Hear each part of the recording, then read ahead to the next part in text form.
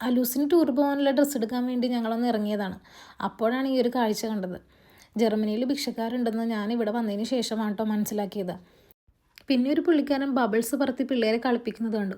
അപ്പോൾ ഞങ്ങൾ അവിടെ ചെന്ന് നോക്കിയപ്പോൾ ഞാൻ ലിബിഞ്ഞനോട് ചോദിച്ചു, എന്താണാവോ ഈ പുള്ളിക്കാരൻ വെറുതെ ഇങ്ങനെ ബബിൾസ് പറത്തി വിടുന്നതെന്ന്. അപ്പോൾ പറഞ്ഞു വെറുതെ ഒന്നുമല്ല, സൈഡിലൊരു ബോക്സ് വെച്ചിട്ടുണ്ട്, വേണ്ടവർക്ക് കാശിടാം, അവർ ചോദിക്കില്ല. അങ്ങനെ ഞങ്ങൾ അവിടെ കാശൊക്കെ ഇട്ട് കൊടുത്തിട്ട് ഞങ്ങൾ ഷോപ്പിങ്ങിന് കയറി. കുഞ്ഞിന് ഡ്രസ്സ് എടുക്കണ്ടെന്ന് വിചാരിച്ചിട്ടാണ് വന്നത്. പക്ഷേ അലീസിയയ്ക്ക് എടുത്തു കഴിഞ്ഞപ്പോൾ അവിടെ കുറേ കളക്ഷൻസ് ഒക്കെ ഉണ്ടായിരുന്നു. പ്രൈമാർക്കിലാണ് കയറിയത്.